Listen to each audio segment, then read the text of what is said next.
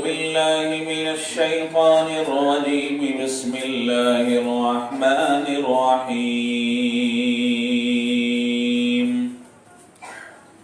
إن عدة الشهور عند الله 12 شهرا في كتاب الله 10 شهرا في كتاب الله يوم خلق السماوات والأرض منها 4 حرم ذلك الدين القيم صدق اللہ العظیم. محترم حضرات، قرآن پاک کی اس آیت میں اللہ تبارک و تعالی نے مہینوں کی تعداد جو کہ 12 ہیں اس سلسلے میں بیان فرمایا ہے. یقیناً مہینوں کی گنتی اللہ کے نزدیک اس دن جس دن آسمان و زمین کو اللہ نے پیدا فرمایا یہ 12 ہیں. ان میں سے 4 مہینے محترم ہیں، قابل احترام ہیں. ذی-قعدہ، ذی-الحجہ، محرم اور رجب، یہ مہینے قابل احترام عربوں کے نزدیک قرآن پاک میں 12 مہینوں کا تذکرہ کر کے ایک حد متعین کر دی گئی ہے. آج کل جو مہینہ چل رہا ہے وہ شعبان المعظم کا مہینہ ہے، اور اس مہینے کی بے شمار فضیلتیں احادیث شریف میں موجود ہیں. اس مہینے کی فضیلت الگ بیان کی گئی ہے، اور پھر اسی طرح اس مہینے کی 15ویں شعبان کی جو رات ہے اس کی فضیلت الگ بیان کی گئی ہے.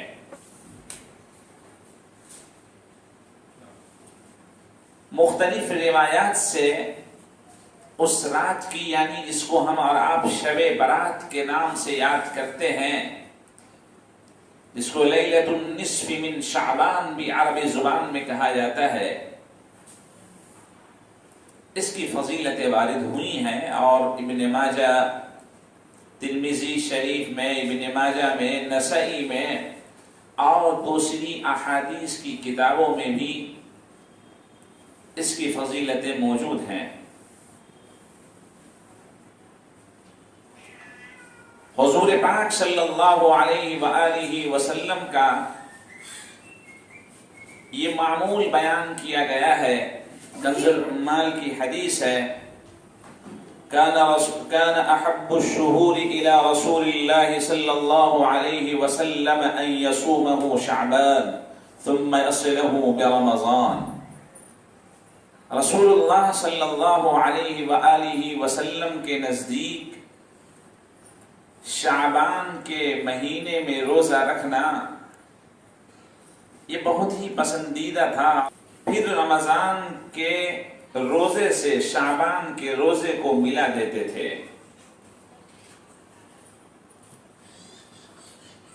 نسائی کی ایک حدیث ہے، حضرت اسامہ بن زید رضی اللہ عنہ نے حضور صلی اللہ علیہ وسلم سے پوچھا شعبان کے مہینے کے بارے میں، تو آپ صلی اللہ علیہ وسلم نے فرمایا ذاک شہر تغفل الناس فیہ عن بین رجب و رمضان.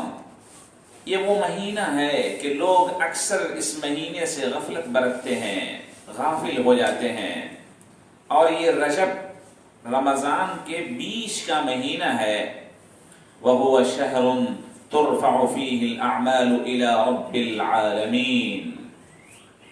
شعبان کا وہ مہینہ ہے جس میں انسان کے اعمال کو رب العالمین کی بارگاہ میں پیش کیا جاتا ہے. اس سے بھی اس مہینے کی فضیلت سمجھ میں آتی ہے۔ حضرت انس رضی اللہ تعالی عنہ سے روایت ہے کہ انہوں نے رسول اللہ صلی اللہ علیہ وسلم سے دریافت فرمایا، ای الصوم افضل بعد رمضان، رمضان المبارک کے بعد سب سے زیادہ افضل روزہ کون ہے؟ قال رسول اللہ صلی اللہ علیہ وسلم شعبان لتعظیم رمضان، آپ نے فرمایا، آپ صلی اللہ علیہ وسلم نے فرمایا شعبان کا مہینہ رمضان کی تعظیم کی بنیاد پر۔ اس سے بھی پتہ چلتا ہے کہ اس مہینے میں کثرت سے روزے رکھنے چاہیے۔ حضرت عائشہ رضی اللہ تعالی عنہ بیان کرتی ہیں، کان رسول اللہ صلی اللہ علیہ وسلم یصوم حتی نقول لا یفطر، آپ اس کثرت سے روزے رکھتے تھے ہم کہتے تھے کہ آپ افطار نہیں کریں گے، یعنی مسلسل روزے رکھتے چلے جائیں گے۔ وَيُفْطِرُ حَتَّى نَقُولَ لَا يَصُومُ، اور آپ کبھی اتنی کثرت سے افطار فرماتے تھے، یعنی روزہ نہیں رکھتے کہ ہم کہتے تھے کہ آپ اب روزہ نہیں رکھیں گے۔ فَمَا رَأَيْتُ رَسُولَ اللَّهِ صلی اللہ علیہ وسلم استکمل صیام شہر الا رمضان وما رأيته اکثر منه صیاما فی شعبان، کہ میں نے رسول اللہ صلی اللہ علیہ وآلہ وسلم کو رمضان کے مہینے کے علاوہ پورا روزہ رکھتے ہوئے کبھی نہیں دیکھا، اور شعبان کے مہینے میں زیادہ سے زیادہ آپ روزہ رکھتے تھے۔ اس سے بھی پتہ چلا کہ آقا صلی اللہ علیہ وآلہ وسلم شعبان کے مہینے میں کثرت سے روزے رکھتے تھے۔ ایک اور حدیث ہے، امام ترمذی رحمۃ اللہ علیہ نے روایت کیا ہے، ما رأيت النبي صلی اللہ علیہ وسلم اکثر صیاما منه في شعبان كان يصومه الا قليلا بل كان يصومه كله، کہ نبی پاک صلی اللہ علیہ وسلم شعبان کے مہینے میں اس کثرت سے روزہ رکھتے تھے کہ چند دنوں کے علاوہ پورے مہینے روزے میں آپ کے گزر جاتے تھے۔ اور وہ بات سمجھ میں آتی ہے جو آقا نے فرمایا تھا، ان ربی هو یطعمنی ویسقینی، میرا پروردگار مجھے کھلاتا ہے اور مجھے پلاتا بھی ہے، یعنی روحانی طاقت مجھے عطا فرمائی جاتی ہے۔ اور آپ نے لوگوں سے فرمایا، اذا بقی نصف من شعبان فلا تصوموا، اے لوگو جب 15 شعبان ہو جائے اس کے بعد روزے مت رکھنا، بلکہ رمضان کی تیاری شروع کر دینا، تاکہ نئی نشاط کے ساتھ، نئی طاقت کے ساتھ، نئے جذبے کے ساتھ، حوصلے کے ساتھ تم رمضان المبارک کے فرض روزے کو ادا کر سکو، رکھ سکو۔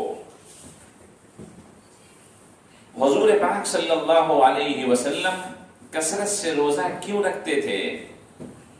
حدیث شریف میں موجود ہے، میں اس میں کثرت سے روزے اس لیے رکھتا ہوں کہ اللہ تبارک و تعالی اس سال مرنے والوں کی ایک لسٹ تیار کر دیتا ہے، اس کے نام مقرر کر دیتا ہے، اور پھر وہ فرشتوں کے حوالے لیلۃ القدر میں، یعنی شب قدر میں کیے جاتے ہیں۔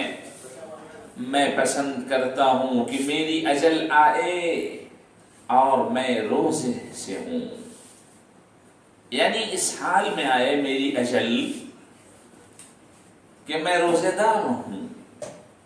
آپ صلی اللہ علیہ وسلم کو یہ پسند تھا۔ دوسری بات ایک اور تھی کہ انسانوں کے اعمال اللہ کی بارگاہ میں پیش کیے جاتے ہیں۔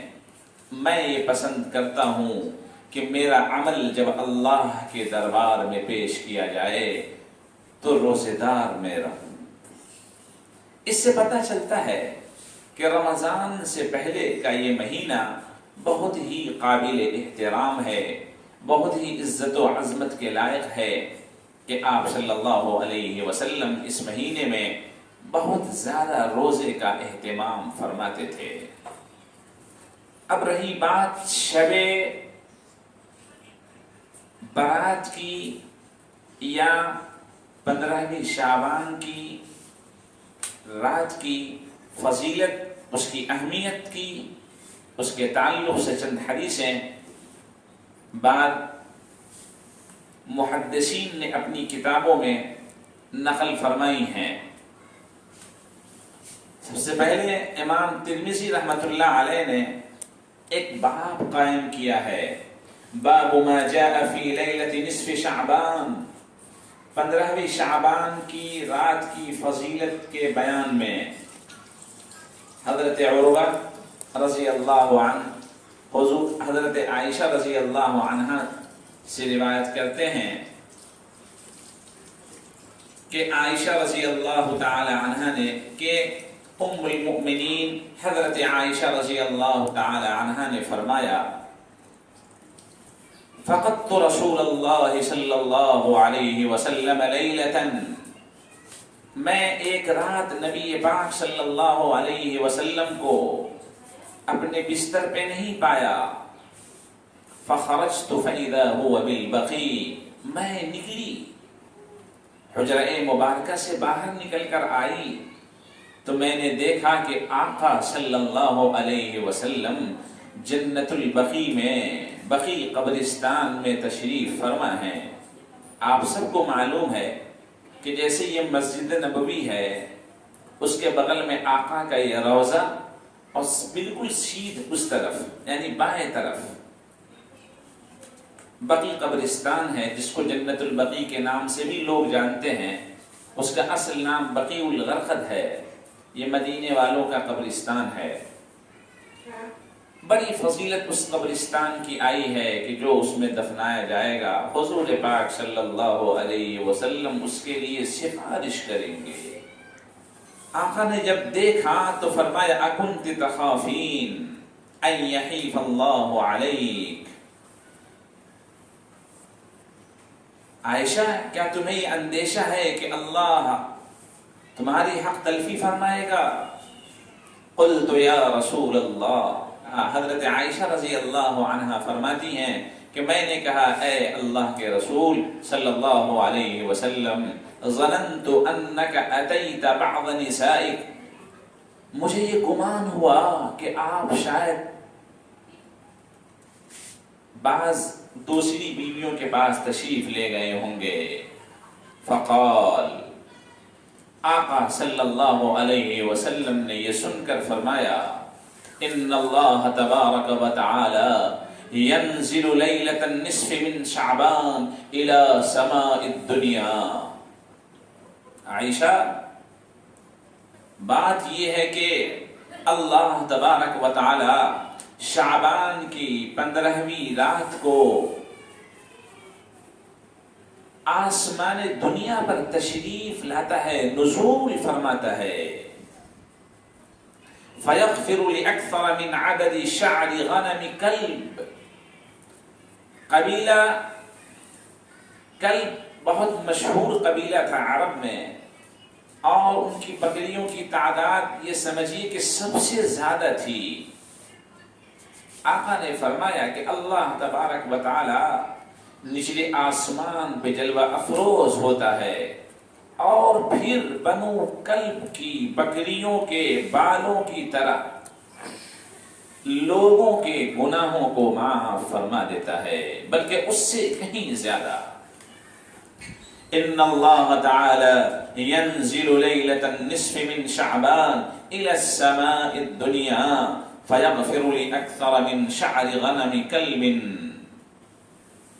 اس سے پتہ چلا کہ اس رات کی کتنی بڑی فضیلت ہے کہ نچلے آسمان پر رب ذوالجلال کی تشریف آوری، جلوہ افروز فرمانا، نصف نچلے آسمان پر رب العالمین کا جلوہ افروز فرمانا، یہ بندوں کے لیے کتنی سعادت اور نیک بختی کی بات ہے۔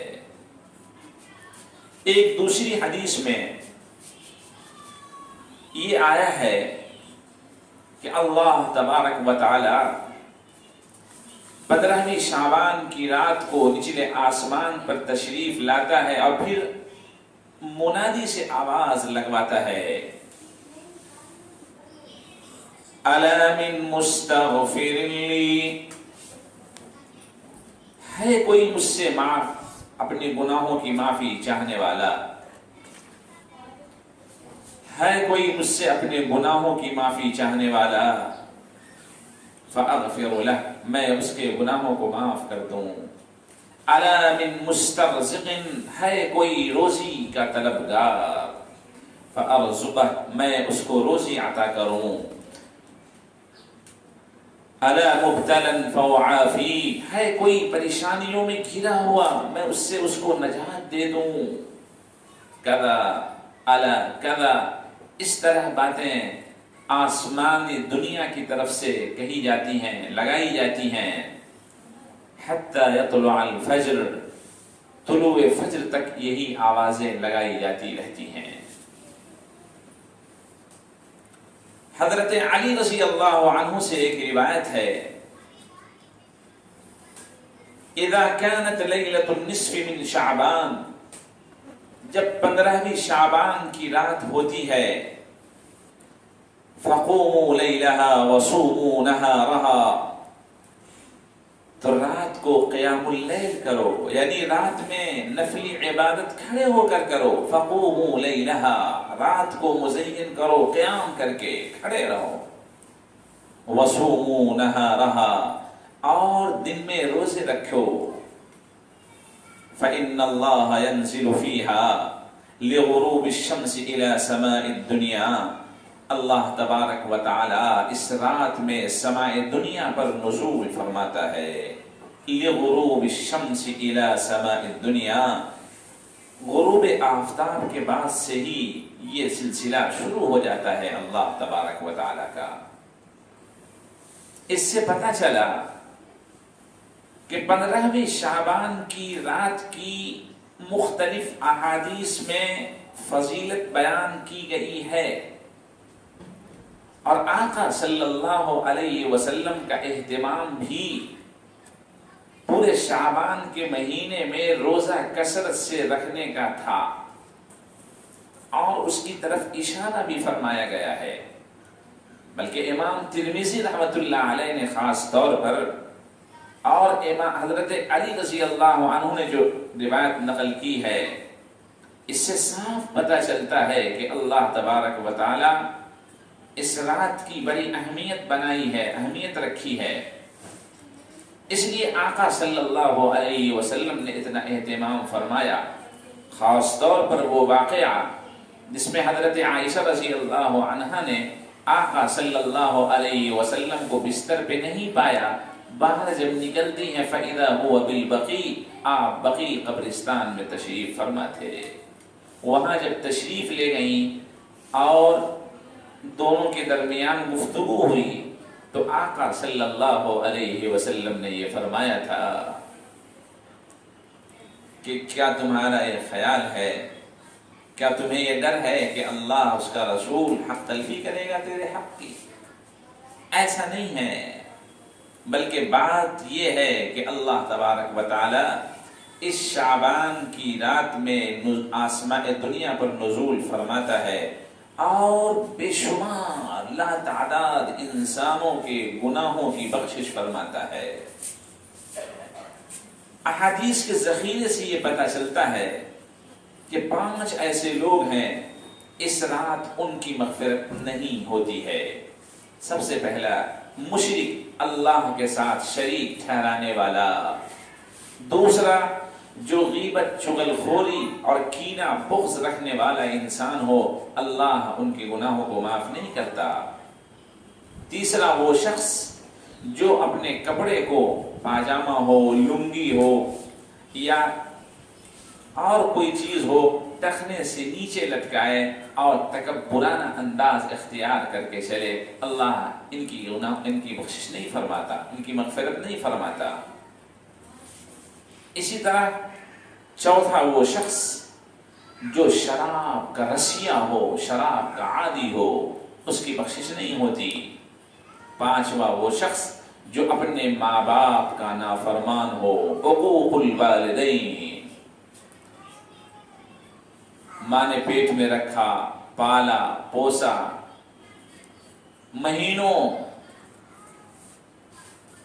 اپنے جسم سے ان کو سیراب کرتی رہی، اور جب بچہ بڑا ہوتا ہے تو وہی ماں باپ جس نے ان کو اس دنیا میں لانے کا ذریعہ بنے تھے، ان کی نافرمانی پہ اتر آتا ہے، ان کے دلوں کو ٹکڑے ٹکڑے کر دیتا ہے، ستاتا ہے، پریشان کر دیتا ہے، نافرمانی کر کے اپنی دنیا اور آخرت کو خراب کر لیتا ہے۔